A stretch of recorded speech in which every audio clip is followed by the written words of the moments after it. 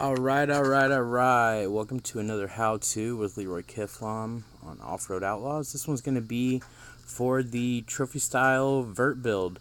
This is going to be a low power build, something that is going to be comparable for beginners. It's not going to super break the bank, and it's pretty forgiving for your learning curve. You can definitely go up from here, so we'll jump right in. Let's go and check out the tuning. For the suspension, the front is a trophy style, or trophy type if you will, front axle. The rear is the factory crawler solid axle type. Then we will get into gearing. Gearing is a very important part to a vertical crawler. On the lower power builds, I find 4.0 for first, 3.8 for second, 3.5 for third, 3.0 for fourth, and 1.5 for fifth, just so you have a little bit of top end speed when you're cruising around in between spots. Back to 4.0 for low gear. Then we will get into the tires. For the tires, they are the same front and rear, max height, and 1.3 width. And that is, I believe, barely a 1.3. Almost 1.2 will be suffice, and that's the same front and rear rim size. That's to your own preference. Jumping into suspension tuning, which is the heart of this beast. Axle width on the front is a 2, and that is a 2 at the max. These are in 10th scales, even though you can't see them. So what I do is I go all the way to the 3, and then toggle right back to where it just becomes a 2. Alright, dampening on the front is going to be 2200, anywhere between 21 and 2400. We'll pretty much get it done. Shocks don't really matter. Stiffness, 7500 in the front. Full travel in the rear. Axle width, 0. Dampening, 1800. Sometimes I bump this up a little bit to about 1900. Really anything under, like the low 2000s, and in between 1800 and the low 2000s, like low 2000s. Then, like I said, shocks don't really matter. Stiffness, 6000. Travel is at 60. Rear steering, 65. Axle type, just for aesthetics really. On this one, just 1, and brake type 1. Alright, jumping into, we'll go show you the upgrades. Alright, for upgrades, as you can see, very low power. Engine is stage 2, so that was upgraded one time. Max grip, of course, maximum weight reduction, maximum durability. The turbo is a stage 2 as well, so this was upgraded twice, though. I installed a parking brake. I like it. Going back, we'll hop into a little one-player session in the infamous Rock Park. We are going to do No Mercy today. Get over to a spawn point close to it. Set up that free camera. I always get that thing out of the way. I don't even know how fast I'm going. It's a rock crawler. We'll switch into low gear. Now, as you can see, my button setup. We'll take a moment real quick here. My button setup. I use the touch everything and automatic transmission as well. The slide throttle, a lot of people have issues with it because a lot of these more complex climbs involve tapping the throttle. It keeps you in the lower end torque range. As you can see, tapping it just repetitively, it constantly, you can see how the nose comes up and the rear end dives down, and it keeps it in its torque band. So we'll start up this. The first key indicator that you've started off in a good location on this is those front wheels will just squeeze together. Then throttle up. Once you get to this first ledge, let up a little bit. Alright. This is done in 2 sections. A lot of people struggle with that. They get started going up and they just full throttle it, and that'll almost never get you there. But if you get started up and get to the first ledge right here, get those front tires dug in, and that was a bad one. And a big thing with this spot is really just getting a good start, getting a good approach. So if you're not confident in the approach, there's no shame in just backing out and going for it again. There, I probably should have backed out of that one. The back end kind of kicked out a little weird. And this is a thing that takes, practice. Practice makes perfect on this. I have gotten a little more used to higher power builds again. So, even for me, jumping back into one of these is there's a little bit of a curve to it. And I keep missing button controls. That's part of the game, though. Sometimes your hand-eye coordination doesn't do quite what you want it to. There we go. Now once you get to that second section, when you head up, and if you want to replay this and watch it again, just watch the button presses that I do. I know it can seem like a lot, but if you just break it down and look at one side individually, as I start to go up, I flick to the right. Okay, and that's what lines me up with the next path, and then back to the left. Now, anything after that bottom section, or that first ledge that separates the two sections of this climb, it's pretty much full throttle from there. You definitely got to keep on the gas, and what that is for is to keep the front end kind of wedged into this ledge right here that I just nose dove into. And that just it keeps the crawler in there where it needs to be. Like I said, just right there, just nose it in, full throttle right on through. Don't let up till you get to the top. Then, and once you get comfortable with that, damage. Sorry, I just don't mean to jump all over the place, but damage is another big thing. With these, I have noticed anything past $200 in damage tends to have a pretty drastic effect on your performance, especially engine power. When you're dealing with a low power build, you already need everything that you can get. So, keeping your rig, healthy and everything is definitely necessary and very important in this. I'll show you another way up the front.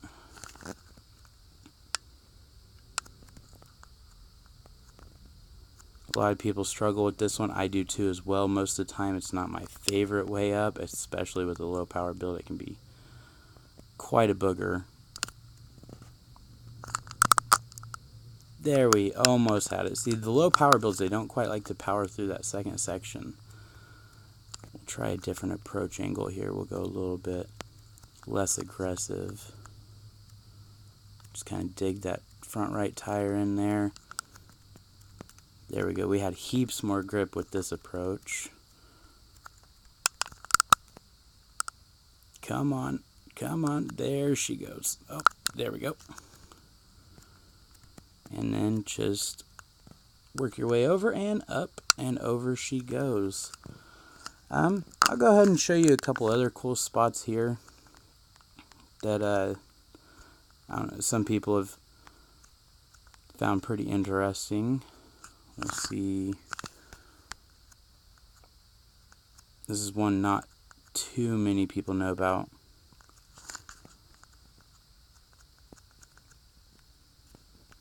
But we can just go ahead and check the health again. Yeah, see, 230. We can go ahead and just turn this rock crawler into, we'll do a third diff lock, turn him into Tarzan. And there it goes, right up the tree.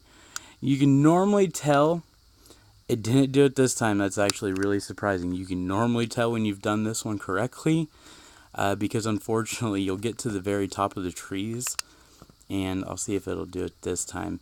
You'll get to the very top of the trees, and the crawler will fall down in between them with the front axle on one side and the rear on the other. It's not wanting to do it right now, but then you're actually stuck in there in a respawn situation.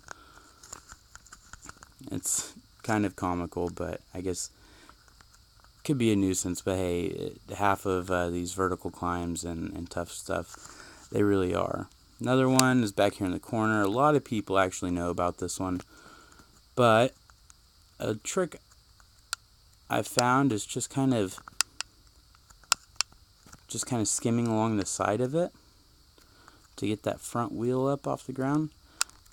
And again, folks, notice, like, pay attention to my button presses. Throttle control is everything when it comes to these builds.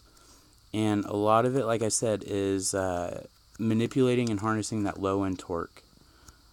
And just being able to stay in that high torque band. So that's why the slide throttle, a lot of people struggle with it, and we're up and out of there. Do a little cinematic view. So what we're doing right now is actually climbing up the edge of the map. Of course, the developers didn't probably have this in mind. Maybe they did, maybe they didn't. It's a pretty cool sense of humor if they did. But they didn't build it forever. So, sorry about that. So like most things, most boxes, they can be escaped. And we are actually about to escape this one. There we go, up and over, and then we are just free falling. There goes the map. So we're up and over the side and under the map. One cool thing, just like with the stunt park, you can get out here and just go wide open and watch the speedometer climb. It will eventually go to 999, and then of course it just kind of rolls over after that. But after after you do that, you have to look at that front wheel doing the stanky leg. That is interesting. You have to respawn. It just puts you right back in the map. That's a pretty fun little spot. Let's see, is there any other ones I can think of right this second? One thing I will say, these builds are not for everybody. These take a lot of patience. They take a lot to get used to, fine-tuning for the way you drive. For instance, yeah, it just climbed straight up a wall. But you get going through here, and this thing, they look, boom, stuck. Won't go, just wiggle left or right, it just won't do anything. You have to find a new path on some things. And that's kind of the fun of this game, is just finding a new way around and just kind of doing your own thing. Here's one that, if I'm actually not mistaken, I believe I was the first to successfully do this. I actually did it in a solid axle.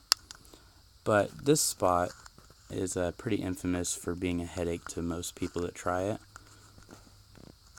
We'll see if we can get it. This thing does still whip my butt pretty frequently. So if you'll notice, there is almost a perfectly shaped V notch right there, and if you put your push bar in it and just kind of dig in there and get the front wheels to come up, and again, tapping also allows the suspension to travel back up through the course of your dampening and stuff like that.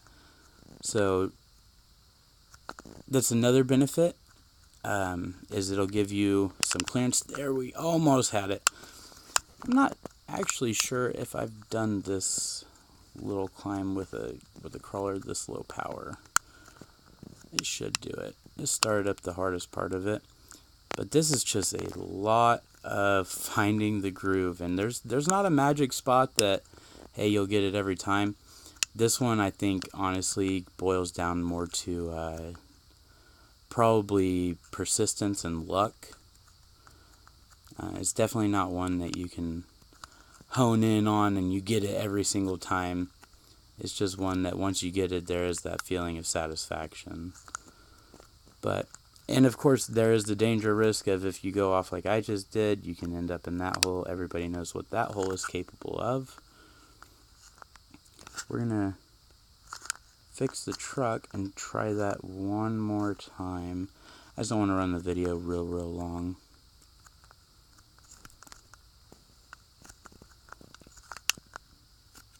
I know it's a lot funner to get out and play yourselves and, you know, get to starting your learning curve with these builds than it is to watch somebody else play.